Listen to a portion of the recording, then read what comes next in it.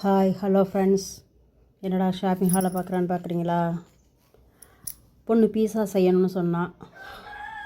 சரி, அவளோட ஆசையை தடுக்கக்கூடாது அப்படின்ட்டு ஈஸ்ட்டு வாங்கிட்டு வருவான்ட்டு வந்தோம். நானும் என் பையனும் ஊருக்கு ஹாஸ்டலுக்கு போகிறக்கு முன்னாடி அண்ணன் வந்ததுக்காக செய்யணும்னு ஆசைப்பட்டா. சரி, செஞ்சு கொடுக்கட்டும் அப்படின்ட்டு இது எல்லாம் வீட்டில் இருந்தது. வெஜிடபிள்ஸ் எல்லாம் ஈஸ்ட்டு மட்டும் இல்லைன்ட்டு வாங்க வந்தோம். அப்படியே அவனுக்கு தேவையான கொஞ்சம் பொருட்களையும் வாங்கிட்டு, எந்த பிராண்டையும் நான் ரெக்கமெண்டுக்காக சொன்னதில்ல ஃப்ரெண்ட்ஸ், அங்கே ஷூட் பண்ணப்போ வந்தது.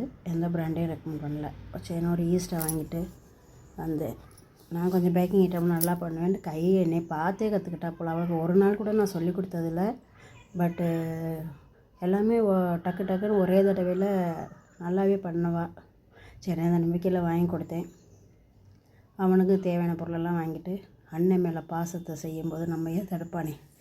பிள்ளைய என்கரேஜ் பண்ணணும்ல, துணிஞ்சு செய்கிறேன்னு சொன்ன பிள்ளைய. எல்லா பிள்ளையும் அப்படியே ஒரு இது பார்த்துட்டேன். இதான் இஞ்சி ஊற வச்சுருக்கா பாருங்கள் ஈஸ்ட். அவள் செஞ்சதுனால ஷூட் பண்ணலை, நானாக வீடியோ எடுத்திருப்பேன். பீஸாவே கொண்டு வந்துட்டா பாருங்கள். வல்லவனுக்கு புல் ஆயுதங்கிற மாதிரி வீட்டில் பீஸா கட்டுரு இல்லை, அதனால் சிசரை வச்சே கட் பண்ணி சாப்பிட்றா பாருங்கள். இதெல்லாம் பார்க்கல தான் சிரிப்பாக வருது. அது பிள்ளைங்க எப்படியும் தானே செஞ்சுக்கணுங்கிறதோட நம்ம வளர்த்துட்டோம்னா அது ஒரு கவலை இல்லாத இதுவாக போயிடுது. எதையோ பண்ணி அதுக்கு தடுமாறினாலும் வந்துடுறதுங்க பாருங்கள்.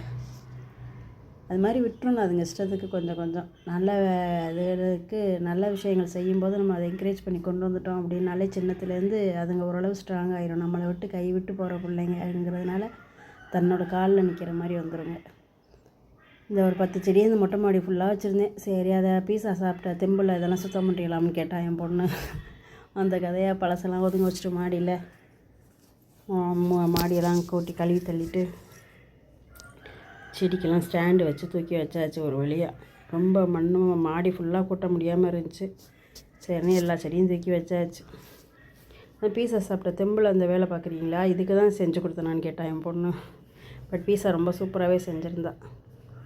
உங்கள் வீட்லேயும் குழந்தைங்க எதுவும் செய்யணும் பண்ணணும்னாலும் அந்த என்கரேஜ் பண்ணி கொண்டு வந்துடுங்க எல்லாருமே. நம்ம சின்ன சின்ன விஷயங்களும் நினைக்கிறோம், அவங்க அப்சர்வ் பண்ணிவிட்டு அது ரிசல்ட் பார்த்திங்கன்னா நல்ல ரிசல்ட்டாக தான் கொடுக்குறாங்க.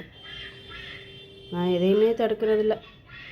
நல்லது கெட்டது தெரிகிற ஏஜ் கொண்டு வர வரைக்கும் சொன்னோம். இப்போ அவங்க எடுக்கிறது நல்லாதான் எடுக்கிறாங்க டிசிஷனாகவே.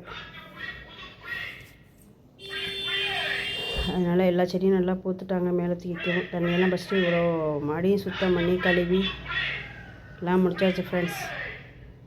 பிடிச்சிருந்துச்சுன்னா லைக் பண்ணுங்கள். பாப்பா செஞ்ச